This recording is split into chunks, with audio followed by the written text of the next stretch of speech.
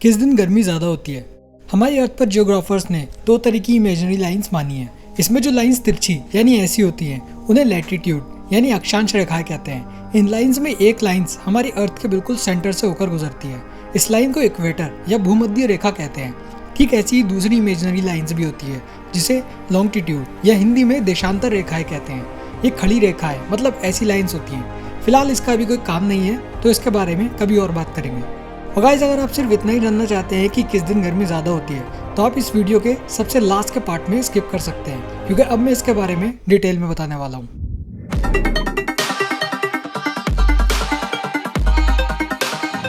अब यहाँ जो लाइन हमारी दुनिया को दो भागों में विभाजित कर देती है, इसके ऊपर वाले आधे भाग को नॉर्थर्न हेमिस्फीयर और नीचे वाले आधे भाग को साउथर्न हेमिस्फीयर कहते हैं।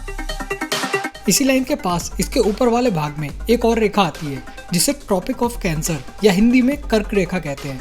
और इस लाइन के नीचे भी एक लाइन होती है जिसे ट्रॉपिक ऑफ कैप्रिकॉर्न या हिंदी में मकर रेखा कहते हैं। इस ट्रॉपिक ऑफ कैंसर और ट्रॉपिक ऑफ कैप्रिकॉर्न के बीच वाली जगह को ट्रॉपिक जोन कहते हैं। अब जो देश इस ट्रॉपिक जोन में आते हैं वहाँ सूरज की किरणें बिल्कुल सीधी उन पर पड़ती हैं, जिसकी वजह से यहाँ सूरज की तेज हीट ग्राउंड पर पड़ती है। उस पर भी इस समय यहाँ दिन लगभग 13 घंटे 35 मिनट लंबा होता है, जिसकी वजह से इतने लंबे समय तक यहाँ सूरज की किरणें पड़ने से वहाँ का एटमॉस्फेयर काफ़ी गर्म हो जाता है। और क्लाइमेट चेंज की वजह से सूरज से पड़ने वाली ये किरणें अब और भी ज़्यादा इंटेंसिटी के साथ यहाँ आती हैं, जिसकी वजह से जो भी देश इस जोन में आते हैं वहाँ गर्मी पहले से भी और ज़्यादा होने लगी है। इस जोन में या इसके आसपास जो देश या जगह आती हैं उन्हें ट्रॉपिक्स या हिंदी में उष्णकटिबंध कहते हैं। आपने इसके बारे में स्कूल में भी शायद सुना होगा। शायद आपको सुनकर हैरानी हो, लेकिन दुनिया की 40% जगह या देश ऐसे हैं जो इस जोन में या इसके आसपास आते हैं, और हमारी दुनिया की 40% आबादी इस जोन के अंदर या आसपास रहती है, और हमारा भारत भी उन्हीं में से एक है। दुनिया की सबसे गर्म जगह मानी जाने वाला अफ्रीका देश भी इसी जोन में आता है।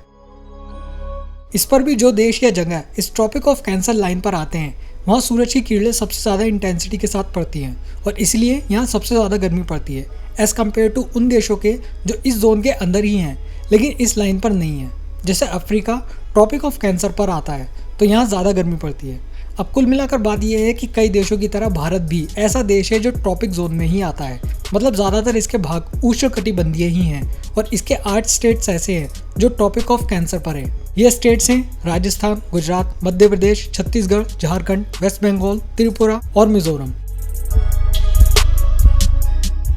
इसलिए भारत में इतनी गर्मी पड़ती है। लेकिन इसके अलावा भी आप देख सकते हैं कि भारत के ज़्यादातर स्टेट्स इसी जोन के आसपास ही आते हैं, जिन्हें सब ट्रॉपिक रीजन कहते हैं। इसलिए यहाँ ज़्यादातर स्टेट्स में गर्मी ही पड़ती है, जबकि जो स्टेट्स जैसे कि उत्तराखंड के पहाड़ी इलाके इस जोन से थोड़ा दूर होते हैं वहाँ मौसम ठंडा रहता है। अब यहाँ सूरज की किरणें पृथ्वी के एक्सियल टिल्ट की वजह से सीधी और तीव्र पड़नी तो तय है, लेकिन अगर किसी तरह से ये सूरज की किरणें धरती पर पड़ने से रोक ली जाए तो हम ज़्यादा गर्मी से बच सकते हैं। लेकिन ऐसा होगा कैसे?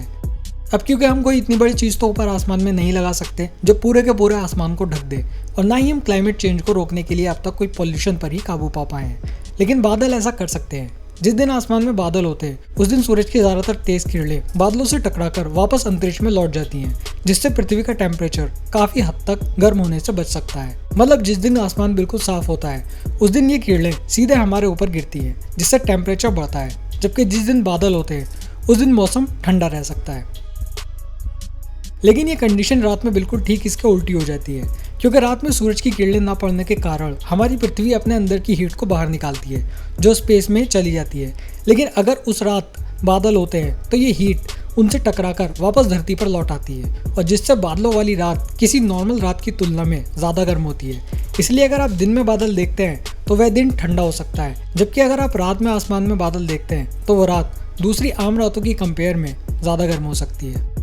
1 अप्रैल 1960 को अमेरिका के मौसम वैज्ञानिकों ने पहली बार स्पेस में सैटेलाइट के थ्रू मौसम की भविष्यवाणी की थी। लेकिन इससे पहले भी लोग बादलों को देखकर आने वाले मौसम का अंदाजा लगा लिया करते थे। बादलों की अलग अलग आकृतियां आने वाले मौसम के बारे में बहुत कुछ बता देती हैं। अगर आप आसमान में इस तरह के धुंधले बादल देखते हैं तो इसका मतलब है कि मौसम सुहाना हो सकता है, लेकिन आने वाले 24 घंटों के अंदर इसमें काफी बदलाव आ सकते हैं। ये बादल पतले होते हैं जो तेज हवा की वजह से इस तरह बन जाते हैं। अगर बादल इस तरह पतली चादर की तरह होते हैं तो ये बताते हैं कि अगले 24 घंटे में बारिश हो सकती है।